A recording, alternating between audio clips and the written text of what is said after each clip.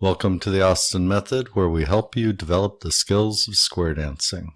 This segment is called Behind the Scenes. This is where we share things with you other than the skills we're already sharing in the Austin Method. So here's the deal. Here in the Austin Method, we talk a lot about helping you develop the skills of square dancing. And we talk about the skills, and we talk about skill, and we talk about skill level, and we talk about developing skills.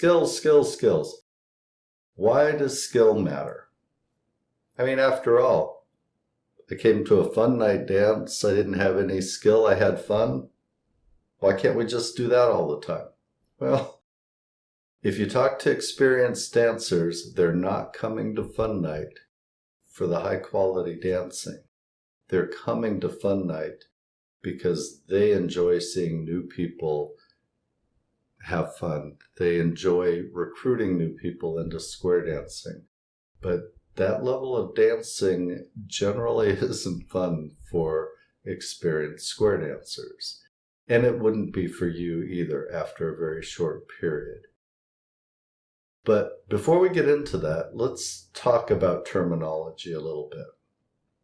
I'm not supposed to call them strong dancers and weak dancers.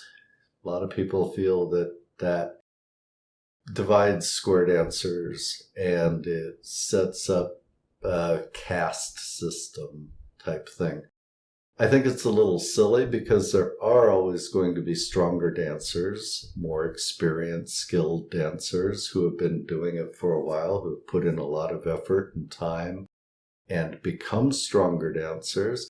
And then there are going to be weaker dancers because they've just learned. They're new, they haven't been at it very long, they haven't had put in the time and effort, they haven't been to many events.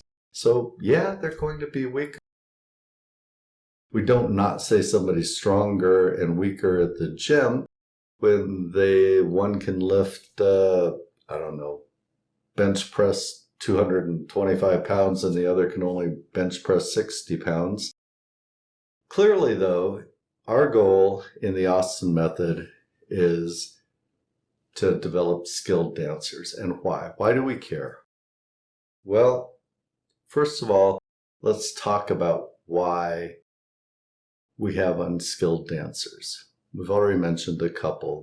They haven't been dancing very long. They're still in lessons or just getting out of lessons, haven't had a lot of experience. But there are a lot of people out there who are, you can't say they're not experienced. They've been dancing for 20 years. But what they've done is they've done 1 year of experience 20 times.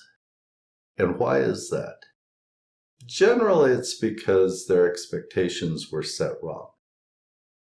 They were told square dancing is easy, and they took that at face value. They were told after their first set of lessons that they graduated. They thought they were done. And so they quit looking, they quit learning, they quit trying to move forward. Anything beyond that was this ugly thing called DBD or APD, and we'll get into that later. But anything beyond the day they graduated is not in their identity of square dancing and is not something they need to learn. We bring people into fun night and we tell them, this is square dancing. Well, fun night is square dancing, but it's a super tiny subset of square dancing. There's a whole big world out there which we're trying to learn here. So why do you care? Well, quite frankly, it's a whole lot more fun to dance in a square that isn't breaking down, that isn't struggling, that can flow and follow the choreography and everybody's where they need to be, and you can count on somebody being there when you get there. You don't feel lost. You're not trying to drag them through stuff. So it's a lot more fun to dance with skilled dancers. So I know what you're thinking. So you're a snob. You're a dance snob. You only want to dance with skilled dancers. Absolutely not. Couldn't be further from the truth. The problem is, it's the wrong ratio. I and most square dancers love to dance with inexperienced, unskilled dancers, if there aren't too many of them in the same square.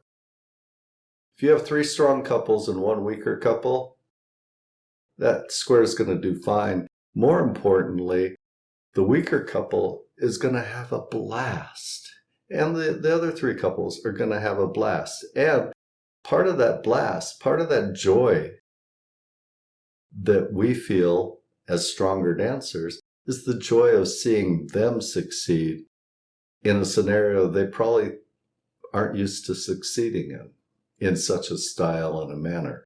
The problem is when you get 2 weaker couples or 3 weak couples or 4 weak couples, the square might not stand a chance of any success. They're breaking down the whole time. They're struggling. That isn't fun for anybody.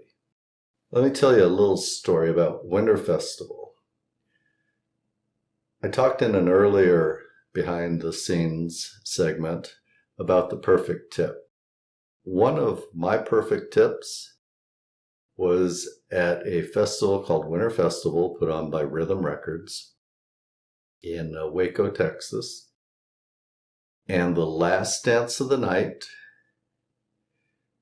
and this is where it really solidified for me, the last tip of the night, here comes a couple from our club that we happen to know were weaker dancers. And I'm thinking, oh, what a way to end the night.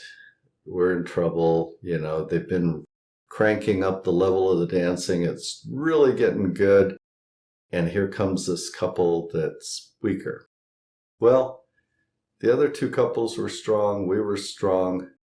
One of top 3 tips ever was with that couple, weaker couple. And part of it was they had the time of their lives. They had never danced so well.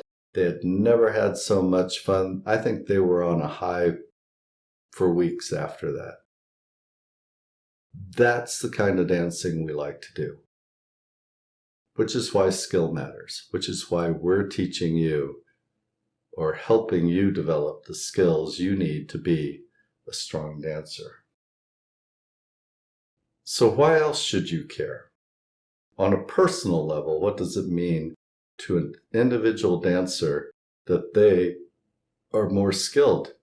Like I said, if the ratio is okay, you can get a weaker couple through. So why not be the weaker couple?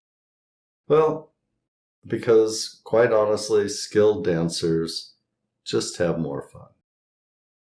And by that, I mean, when you've got the skills, you've got confidence, you've got relaxation, you've got more time to execute the calls.